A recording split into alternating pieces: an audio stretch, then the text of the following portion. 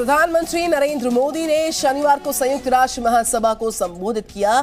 सिर्फ 22 मिनट के भाषण में पीएम मोदी ने बिना किसी का नाम लिए चीनी विस्तारवाद, पाकिस्तानी आतंकवाद पर करारा प्रहार किया। और सिर्फ इतना नहीं, पीएम मोदी ने भारत को लोकतंत्र का पाठ पढ़ाने वालों से लेकर यूनाइटेड नेशंस तक को आईना दिखा दिया। यूएन में पीएम मोदी के संबोधन के बाद चीन, पाकिस्तान और तालिबान की बोलती बंद हो गई।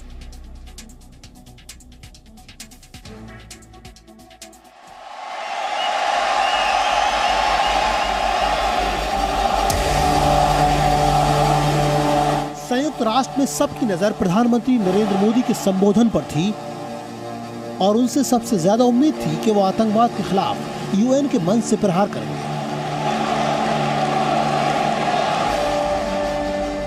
और प्रधानमंत्री ने उम्मीद से एक कदम आगे चलकर आतंकवाद और आतंकवाद के पनाहगारों को दुनिया के सामने एक्सपोज किया। आज विश्व के सामने रिग्रेसिव थिंकिंग और एक्सट्रीमिज्म का खतरा बढ़ता जा रहा है। अध्यक्ष जी, दूसरी ओर रिग्रेसिव थिंकिंग के साथ जो देश आतंकवाद का पॉलिटिकल टूल के रूप में इस्तेमाल कर रहे हैं, उन्हें ये समझना होगा कि आतंकवाद उनके लिए भी उतना ही बड़ा खतरा है। पाकिस्तान में तालिबान को बिठाकर पाकिस्तान किन मंसूबों को पूरा करना चाहता है, इसका खतरा पीएम मोदी ने यूएन के मंच से दुनिया को बता दिया है। पीएम मोदी का दूसरा बड़ा प्रहार एशिया पैसिफिक में विस्तारवादी सोच रखने वाले मुल्क के ऊपर था।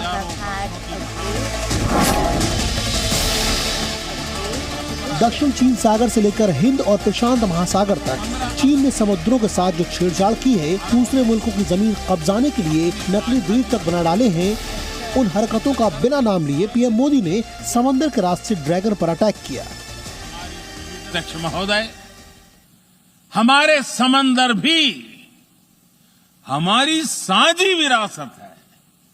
इसलिए हमें ये ध्यान रखना होगा कि ओशन रिसोर्सेज को हम यूज करें, एब्यूज नहीं। हमारे समंदर अंतर्राष्ट्रीय व्यापार की लाइफलाइन भी है। इन्हें हमें एक्सपांशन और एक्सक्लूजन की दौड़ से बचाकर रखना होगा। रूल बेस्ड वर्ल्ड ऑर्डर को सशक्त करने के लिए अंतर्राष्ट्रीय समुदाय को एक सुर में आवाज उठानी ही होगी। पीएम मोदी ने पूरी दुनिया को सेवा परमो धर्म मंत्र के तहत वैक्सीन की मदद कर रहे हिंदुस्तान की याद दिलाई, लेकिन दुनिया को ये भी याद दिलाया कि कोरोना के जन्मदाता की पड़ताल बहुत जरूरी है। प्रधानमंत्री का मैसेज ये भी था कि कैसे एक तरफ से चाणक्य का जिक्र करा, रविंद्रनाथ टैगोर का जिक्र करा, दीनदयाल उपाध्याय का जिक्र करा, क्लाइमेट चेंज पे जब फोकस करा तो बताया कि कैसे भारत एक इनिशिएटिव ले रहा है। वहीं कोविड वैक्सीन्स या कोविड क्राइसिस की बात कर लें तो बताया कि भारत वैक्सीन की तरफ नई वैक्सीन्स बना रहा है। इस बार फोकस बहुत सारे डाइवर्स सेक्टर्स पे थे। पिछली बार United Nation Security Council reforms पे बड़ा फोकस था। जिस संस्थान का वजूद दुनिया के प्रभावशाली संस्थान के तौर पर स्थापित हुआ था, उस यूएन की नाक के नीचे चीन से निकली एक महामारी ने पूरी दुनिया में तबाही मचा दी और यूएन नाकाम साबित हुआ। अफगानिस्तान में इस्लामिक आतंकवाद के भेड़ियों को भेड़ की खाल उड़ाकर सत्ता में बैठा दिया गया और यूनाइटेड नेशंस तमाशबीन बना रहा। भारत ने यूएन को उसके अस्तित्व का मतलब समझाया। संयुक्त राष्ट्र को खुद को प्रासंगिक बनाए रखना है तो उसे अपनी इफेक्टिवनेस को सुधारना होगा, रिलायबिलिटी को बढ़ाना होगा। यूएन पर आज कई तरह के सवाल खड़े हो रहे हैं। इन सवाल को हमने क्लाइमेट क्राइसिस में देखा है, कोविड के दौरान देखा है, दुनिया के कई हिस्सों में चल रही प्रॉक्सी वॉर, आतंकवाद और अभी अफगानिस्तान के संकट ने इन सवालों को और गहरा कर दिया है। पीएम मोदी की स्पीच से एक दिन पहले ही पाकिस्तान के प्रधानमंत्री इमरान खान ने संयुक्त राष्ट्र के मंच से भारत के खिलाफ जहर उगला था और भारत पर झूठे आरोप लगाए थे। लेकिन प्रधानमंत्री नरेंद्र मोदी ने तो बिना पाकिस्तान का नाम लिए आतंकवाद पर पाकिस्तान को बेनकाब कर दिया। इतना ही नहीं, पीएम ने विस्तारवादी सोच रखने वाले चीन को भी यूएन में नहीं बख्शा। अपने 22 मिनट के संबोधन में प्रधानमंत्री ने चीन, पाकिस्तान और तालिबान की तिकड़ी के खतरे से दुनिया को आगाह किया। अमित प्रकाश के साथ सिद्धांत सिब्बल, जी मीडिया, न्यूयॉर्क। और प्रधानमंत्री नरेंद्र मोदी का संयुक्त राष्ट्र की जनरल असेंबली में ये 5वां संबोधन था और अब तक का उनका ये दूसरा सबसे बड़ा भाषण था। 5 तस्वीरें आपके सामने बीते 5 संबोधनों की। 2014 में 33 मिनट, 2015 में 19 मिनट, इसके अलावा 16 मिनट 2019 में, 21 मिनट 2020 में और 22 मिनट 2021 में प्रधानमंत्री के यूएन के मंच पर भाषण के दौरान देखिएगा। इस बीच मैं अमित प्रकाश के पास जाना चाहूंगी, हमारे संवाददाता, लगातार इस मेगा कवरेज का अहम हिस्सा। Very good morning Amit Prakash from India to New York. जिस तरीके की तस्वीर कल पूरी दुनिया ने देखी है, उसने प्रधानमंत्री नरेंद्र मोदी की जो ग्लोबल स्टेट्समैन की इमेज है, उसको एक बार फिर से यूएन के मंच से, चाहे आतंकवाद हो, कट्टरवाद हो, दूसरे बड़े मुद्दे हो, उनको फिर से उजागर किया है। नाम नहीं लिया, लेकिन दूरगामी संदेश क्लियर था एकदम।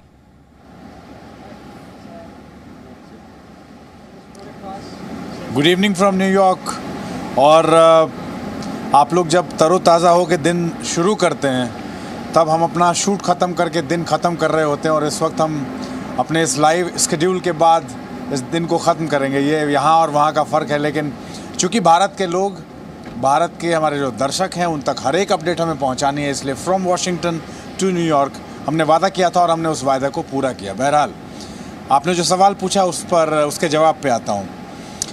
एक बहुत इम्पॉर्टेंट मैसेज था और उस मैसेज को कंक्लूड किया है।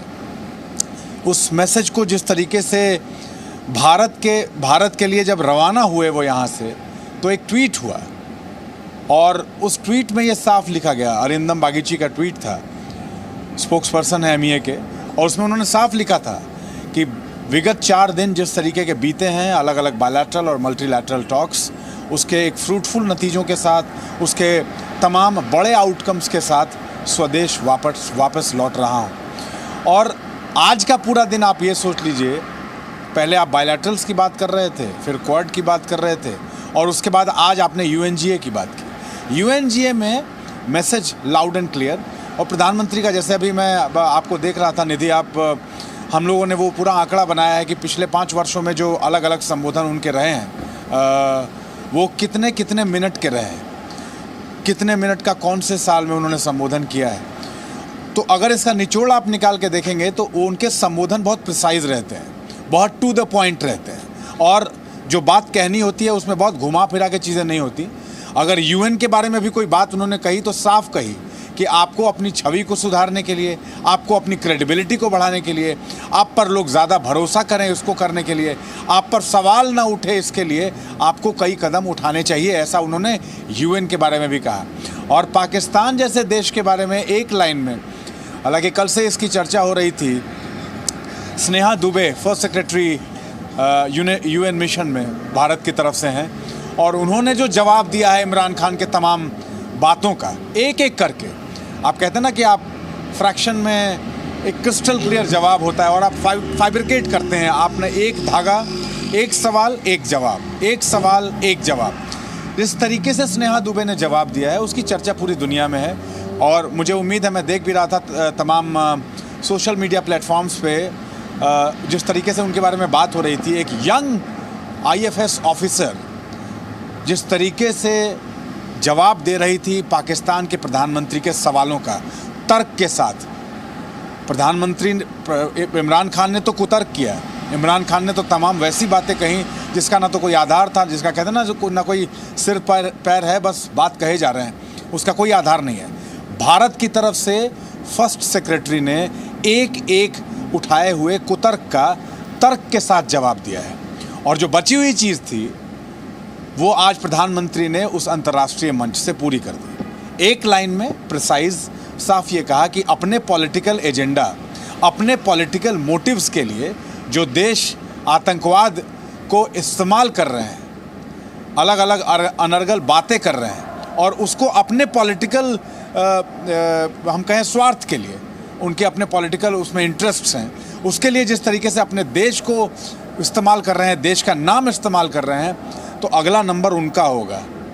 ये मैसेज था कि आगे अगर उनको ये लगता है कि जो कुछ भी हो रहा है साउथ ईस्ट एशिया में या साउथ एशिया में, अगर उसमें वो विक्टिम नहीं बनने वाले हैं, तो ये बहुत बड़ी गलतफहमी है। ये उन्होंने कहा नहीं, मैं उसको डिकोड कर रहा हूँ। प्रधानमंत्री ने तो एक लाइन में बहुत प्रिसाइज कहा था कि ये जो हो रहा है, ये जिस तरीके से अपने राजनीतिक फ़ायदे के लिए जो इस्तेमाल हो रहा है तमाम देशों की तरफ से, तमाम देशों के जो राष्ट्राध्यक्ष हैं उनकी तरफ से, ये बहुत अलग तरफ लेके जा रहा है। This is going to take a very very ugly turn. ये बहुत बिल्कुल लाउड एंड क्लियर मैसेज था। दूसरी बात मैं यहाँ और आपको इसके आगे अगर इसको हम बढ़ाना चाहें, UNGA में और निधि, हम जब पहले बात कर रहे थे इससे 2 दिन पहले जब हम लोग कनेक्टेड थे और जब हम लोग ब्रॉडकास्ट में ये बात कर रहे थे, तो मैं उस दिन कह रहा था आपसे कि क्वाड की मीटिंग में जी ये तय हो गया था कि किन किन मुद्दों पे बात होगी। क्वाड की मीटिंग में ये तय हो गया था कि कोविड पैंडेमिक में वैक्सीन एक्सचेंज प्रोग्राम के साथ साथ आतंकवाद पे बात होगी। और क्वाड की मीटिंग से पहले वाइस प्रेसिडेंट यूनाइटेड स्टेट्स कमला हैरिस ने जिस तरीके से वोकल होकर 4 बुलेट पॉइंट्स में पाकिस्तान के बारे में कह दिया था, अपने लॉन्च पैड्स बंद कीजिए, बिल्कुल टेरर फंडिंग बंद कीजिए, अपने यहाँ से आतंकवादियों को भारत भेजना बंद कीजिए, और भारत और अमेरिका की इंटरनल सिक्योरिटी की जिम्मेदारी आपकी है। अगर उसकी इंटरनल सिक्योरिटी पे कोई बात आती है तो उस पर आपको अमल करना है। ये बात कमला हैरिस ने कह दी थी। उसी दिन से ये पूरा बेस तैयार हो गया था और आज प्रधानमंत्री के भाषण ने ये हम कहना कि last nail in the coffin, वो यही हुआ। एक आखिरी जो वार आज प्रधानमंत्री ने किया है, उसके बाद कुछ बचता नहीं है कहने के लिए। बिल्कुल अमित, मैं लौट रही हूँ आपके पास। अब लगातार न्यूयॉर्क से मेरे साथ है पीएम मोदी का जो 22 मिनट का भाषण था, उसको कितनी आसानी से सरल शब्दों में आपने डिकोड किया, जो कि समझ में आया उन लोगों के भी, इनका समझना बहुत जरूरी है। बहरहाल अमित, मैं लौट रही हूँ। संयुक्त राष्ट्र के मंच से पीएम मोदी का जो भाषण रहा, उसमें चाय वाला शब्द का जिक्र फिर से हुआ है। पीएम मोदी ने भारत के लोकतंत्र की अहमियत समझाने के लिए चाय वाला शब्द का इस्तेमाल कैसे किया, सुनिए।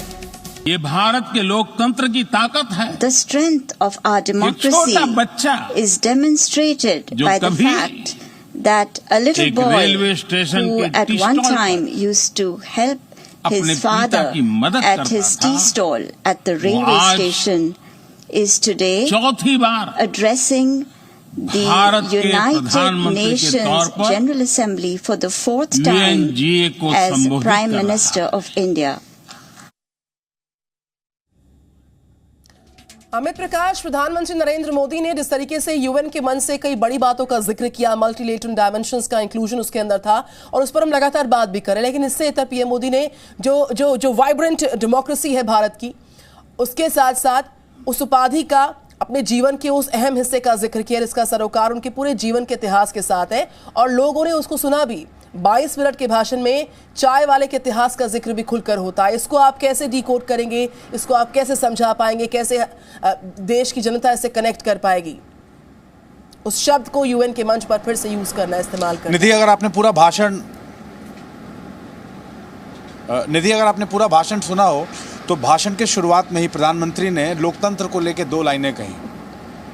Democracy will deliver and democracy has delivered. इन 2 लाइनों में पूरा सारांश था कि हम लोकतंत्र हैं और हम लोकतंत्र में हम ये वादा करते हैं कि हम जो वादा करके आए हैं हम वो पूरा करने का वादा करके आए थे और हमने वो पूरा किया।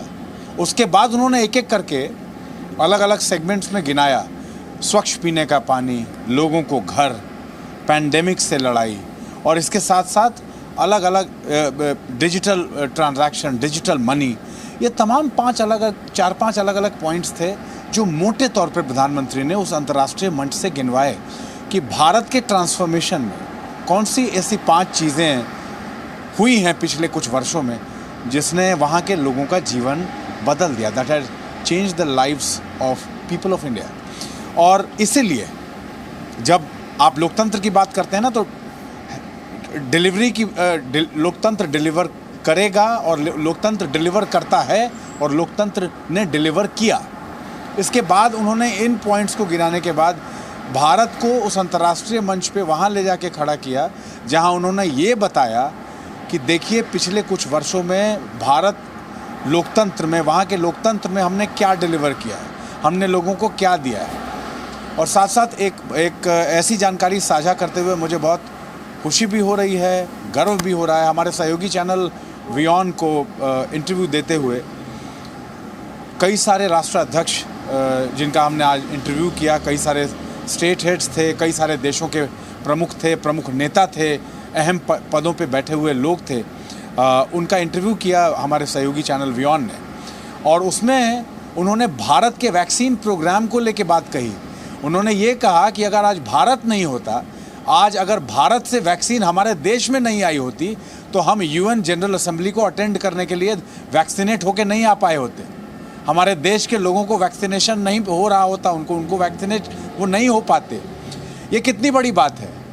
आप वैक्सीन एक्सचेंज प्रोग्राम अमेरिका के साथ साझा करने की बात कर रहे हैं, उसको नेक्स्ट लेवल पे ले जाने की बात कर रहे हैं, लेकिन जो छोटे और दूसरे देश हैं, जो इसी दुनिया के देश हैं, वो भारत का नाम लेके अगर ये बात कहते हैं कि उस दौर में, मुश्किल की उस घड़ी में भारत ने जिस तरीके से उनका साथ दिया है, आज उस वजह से वो देश खड़े हैं, बचे हैं और फिर रिकवर कर रहे हैं। तो ये सारी चीज़ें 360 डायमेंशन पे निधि इसको सोचना होगा, 360 डायमेंशन पे इस पूरी बात को डिकोड करना होगा, और 360 डायमेंशन पे इस बात को भी समझना होगा कि अब अमेरिका को भारत की ज़रूरत ज़्यादा है। पहले होता था ना कि भारत को अमेरिका की ज़रूरत है, आज अमेरिका उस मोड़ पे खड़ा है जहां भारत को उसकी ज़्यादा ज़रूरत है। अमित, मैं तुरंत लौट रही हूँ आपके पास, हम बात करेंगे प्रधानमंत्री नरेंद्र मोदी का जो यूएस दौरा रहा, जो अमेरिकी दौरा रहा, उसमें 66 घंटे कितने खास रहे, कितने निर्णायक रहे, किन बड़ी बातों का जिक्र हुआ बायलैटरल मीट्स में, मल्टीलेटरल डायमेंशंस पे जब पीएम मोदी ने खुलकर बात की तो किन किन मुद्दों का जिक्र उसमें शामिल रहा। बहरहाल ये 5 तस्वीरें आपके सामने, मोदी की मेजबानी और व्हाइट हाउस की जुबानी। देखिए 5 सीईओ से ग्लोबल समिट पे पीएम मोदी मुलाकात करते हैं। जापान, ऑस्ट्रेलिया के प्रधानमंत्रियों से प्रधानमंत्री नरेंद्र मोदी की मुलाकात का मौका होता है। ये 5 तस्वीरें दरअसल जिस्ट है, दरअसल वो सार है उस 66 घंटे के प्रधानमंत्री नरेंद्र मोदी का जो पूरा दौरा रहा, उसके अगर हम 66 घंटों को समेटें, जो तस्वीरें खुलकर सामने आई उसमें कमला हैरिस से मुलाकात और बड़ी बातों का जिक्र, क्वाड की मीटिंग में पीएम मोदी का संबोधन, और साथ ही साथ जो बाइडेन के साथ पीएम मोदी की मुलाकात, और कल यूएनजीए में पीएम मोदी का 22 मिनट का भाषण। ये तस्वीरें आपके सामने हैं। तो पीएम मोदी अमेरिकी दौरे को खत्म कर भारत के लिए रवाना हो चुके हैं। कल रात भारतीय समय के अनुसार रात 9:30 बजे पीएम मोदी भारत के लिए रवाना हो चुके हैं, और आज 11:30 बजे पीएम मोदी अपने वतन में वापस लौटेंगे। फिलहाल ये तस्वीरें आपके सामने, जिसका सरोकार पीएम मोदी के इस अहम दौरे के साथ जुड़ा रहा। Presenting B News app available on Google Play and App Store. Download it now.